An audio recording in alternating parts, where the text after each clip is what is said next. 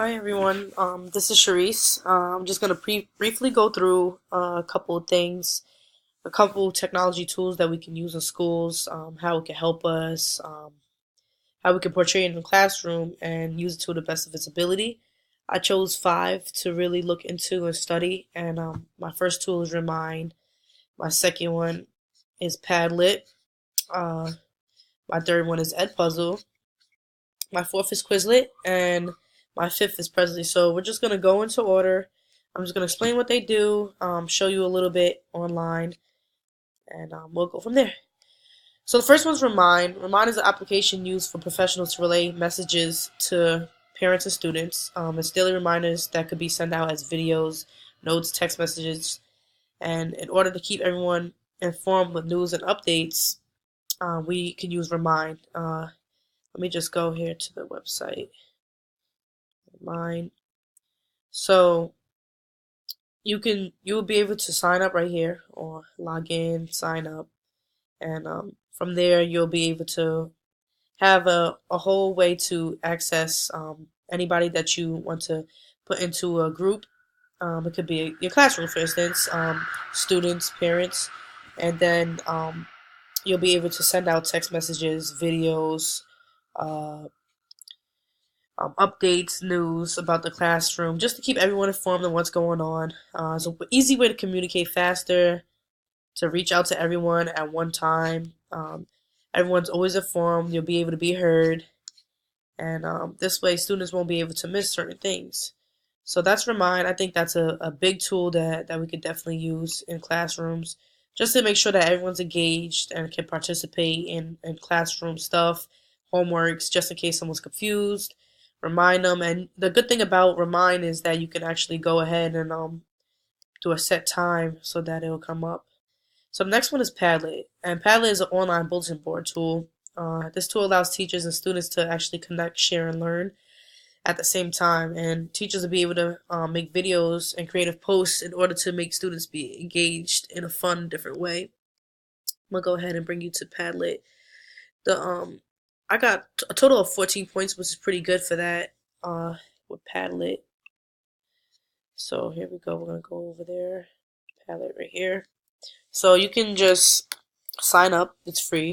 Um, I haven't signed up yet because I'm gonna look more into it as time goes on. But I just wanted to do something quick, real quick. Here you can see it. Simple as 1, 2, 3, 4. So you choose a style. You can invite. You can have posts, and then you can share them. So I was looking right here, which really caught my eye and my attention. How teachers can add photos and documents and videos and music and make it really come alive. And that's what really took my interest with Padlet. So I feel like a teacher can incorporate this in their lesson. They can, whatever the topic may be, maybe it may be on a world, they can put a background of a world, maybe some shallow music in the background, and a teacher can just talk about a lesson online. So, or just a brief study so students can go back to at home, watch a video on it, just a collective of what they did for the day. They can go back and review by watching a video. And I think it'll be fun and interesting if we can get that in classrooms. So that's what really made me draw my attention to Padlet. So we'll go ahead to our third one. I know I'm moving pretty fast here, but just Edpuzzle. And Edpuzzle allows teachers to do online lessons, similar to Padlet, but I think it's more intense, a little bit more informative. And the best part about this tool is how interactive it could be. Teachers will be able to add questions and things like that within a lesson in the video that they're watching or the text that they're watching on Edpuzzle, and that way I feel like students have no choice but to be engaged. So here's Edpuzzle. Here's the website of it. Just like everything else, you log in, sign up, but it reinforces accountability, and that's what was really great here about. Uh, I'm sorry about that. What about Edpuzzle? Um, you can know what your students are doing. You'll know if they're engaged. They're gonna have to take quizzes. They're gonna make sure it's an informative lesson. It's not something that they can just skip through or go by. So That's what really caught my attention with Edpuzzle, and it's something I'm definitely going to look more into. Um, oh wow, it says right here how many times per section un, if they're understanding the content, which comes from the quizzes and things like that. It can stop you can choose to stop in the middle of a lesson, ask a question, and it's similar to Padlet. So maybe as a teacher we can use Padlet and Edpuzzle together to really make a classroom lesson. I think that's pretty good. Quizlet. I'm more actually know Quizlet a little bit more. I've used it myself. It's definitely helped me with my study. Quizlet has different areas where it'll work with students. It has index cards, it has study guides, it has quizzes that you can make. You can actually share documents and study guides with each other as long as you allow permission. I think Quizlet is really great. It's a great tool for study guides and allowing students to engage with each other and help one another. Teachers can also be involved as well and make a Quizlet online. Quizlet.com can make a Quizlet themselves and make a study guide. So I'm just gonna type in something really quick. HDF exam study guide. I don't know, I'm making this up. So if you're teaching science or anything, you can make a study guide and put it up. So here is 90 terms for the study guide for HDF that's coming up. I don't know what HDF class this is, but we will actually find what class it is and we'll provide the correct link for our students. But a student will be able to learn. That's one way. We can use a flashcard. We can write. We can spell. We can have a test. We can match. So depending on the student and how it's best for them to learn, they have all these options right here to choose from. And I know with me, I've used the flashcards a lot, and I've used just this page and scrolled up and down just to review the terms and things, and then I would take a test after to see if I really engaged and learned something.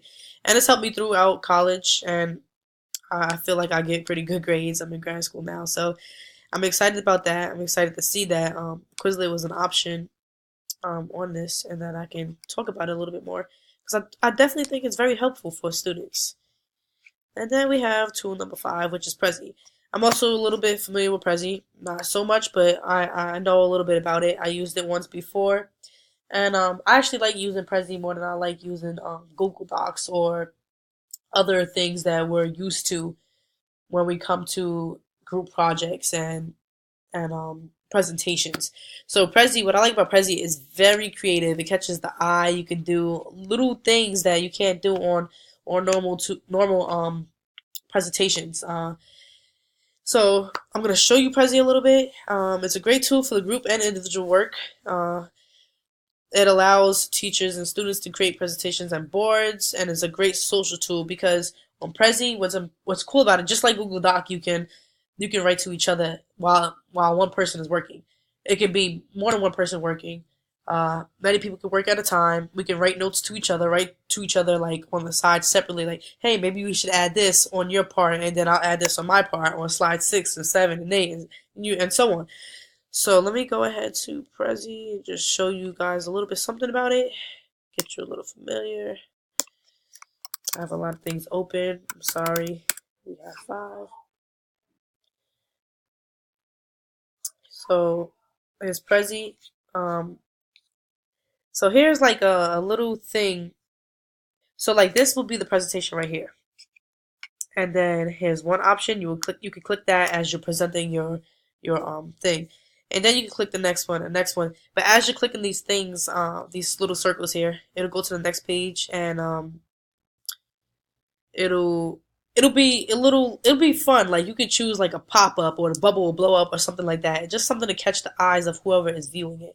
So I think Prezi is a good option to inform students to use when they are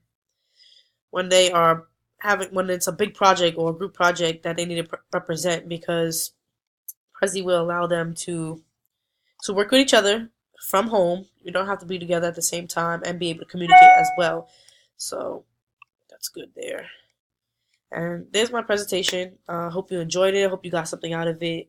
I'm open to hearing any ideas, and hearing everyone else's. So thank you. Once again, my name is Sharice Wilson, And these are my 5 tools that I definitely want to continue to look at, learn about, and put into my project to see what I can do for a classroom in my near future. Thank you.